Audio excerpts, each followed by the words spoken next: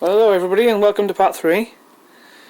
Right, in this section we are going to be doing the valve clearances and making sure that they're all in spec. The first thing I'm going to do is take out this plug and this one so we can crank the engine over and we can see when we're at top dead centre, so I can check these clearances then. Hopefully they're all in spec. If not, then we're going to have to remove some of these camshafts and replace the shims underneath the buckets. So I'm just going to remove these caps and I'm just going to use a washer. A lot of people use a screwdriver tip, but that just ruins the caps. And if they are too tight, then I suggest putting something like mold grips on there, but luckily for me these aren't too bad actually.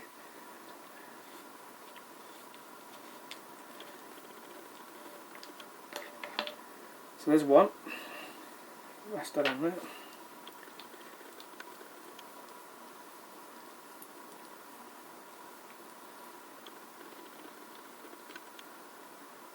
Don't forget the seal, otherwise you'll lose that.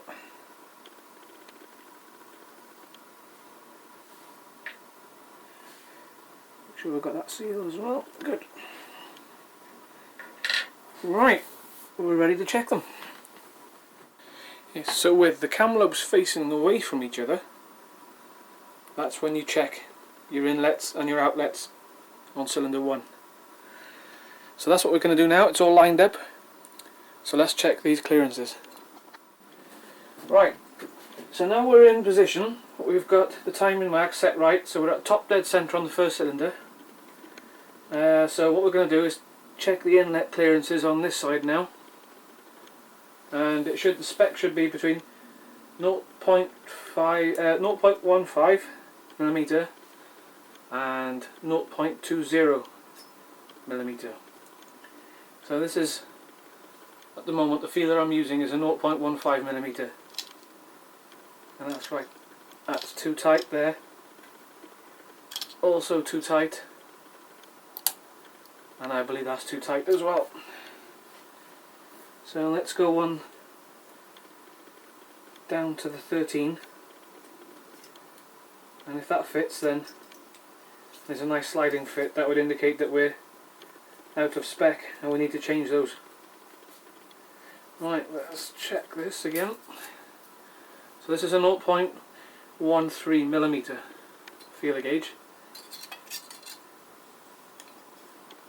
A little loose on that one, but you can feel a little bit of resistance, which means it's close on that one.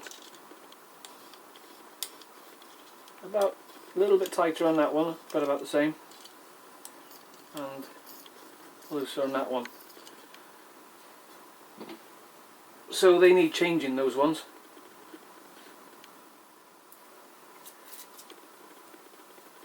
So this is a 0.25 feeler gauge. And that's quite loose, that is. That there's loose as well.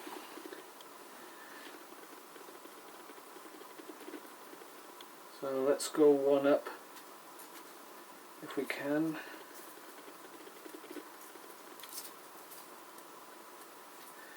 So let's go to 0.28, which is bang in the middle of the spec really.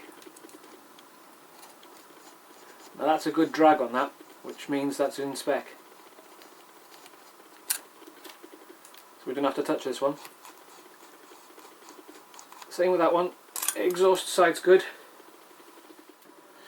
Right, so I've gone along and checked all these clearances now. There's a few to change, so what we're going to do is take out the camshafts on these now so I can see exactly what shims are in place at the moment. So I need those shim sizes so I can determine what I need with the measurements that I've taken. So the first thing I've got to do is take off that top chain guide there. I've got to loosen the tensioner at the back, take that bolt out, and I've got to withdraw the guide from the front. That gives you enough slack on the engine, so you can on the chain, sorry, the timing chain, so you can uncouple it from the sprockets at the end. So we'll put it at top dead centre, and then I'll go round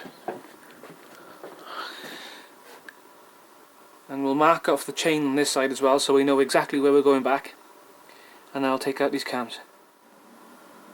Alright, as you can see there, I've taken out the inlet camshaft. I've popped the chain off to one side with the sprocket. That is currently sitting down there. And here's the camshaft and sprockets, camshaft and caps. So I've put that to one side, keeping each bolt in their rightful places. And I've got to get in there now. I've got to take out each one of these buckets, and underneath there should be shims. And I've got to get the exact thickness of those shims. They should be written on them, but if they're not, I'll have to use a gauge calipers to take a reading from them. Alright, so I'm going to remove one of the buckets now. And what I'm going to use is a magnet tool. It's basically just one of these with a magnet tip on it. And what I usually do is grab the bucket like that with a magnet, and because it's magnetic it holds the shim on the inside of the bucket ready for you to take a look at. And from that shim we'll be able to take a reading then of what the current clearance is. Right, well, we've popped one of the buckets out. We've got the shim that we've just pulled out as well, and that's a 180 shim, so I'll take that reading and we'll do the same then with the following valves, and we'll replace them accordingly. Right, to pop them back, you basically place your shim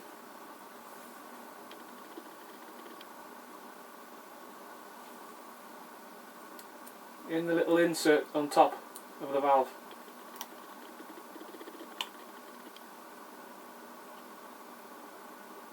Put a little oil around it.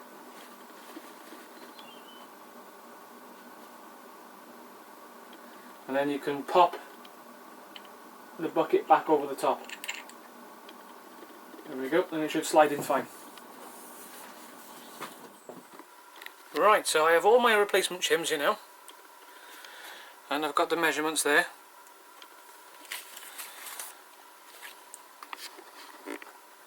So these here are all the inlet shims that I need to replace. So they've all got around the 180s, and I need to put in 175s. Apart from that one, so 180. So there we go. We'll open these now, and I will replace all the inlets going across. So I've already replaced one of the exhaust shims by using one of the shims that came from the inlet side.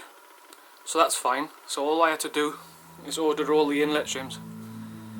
Right, let's get on with that, and let's get that cam back in.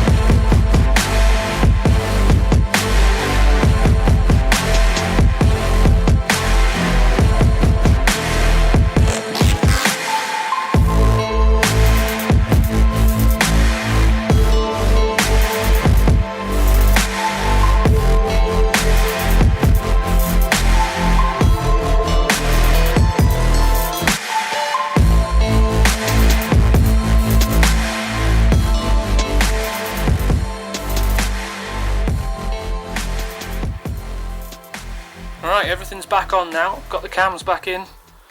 Got it all timed up. I've torqued all the bolts down. I've torqued the cam sprocket bolts. Rear tensioner, all that's back in now. And I've turned it over a few times. I've also rechecked the clearances, and everything's good to go. So what we'll do now is start putting everything back together, and we get this new rocker cover gasket on. But first I need to go around and clean everything, make sure all that surfaces is clean, and then I can go around and start fitting the seal and the rocker cover.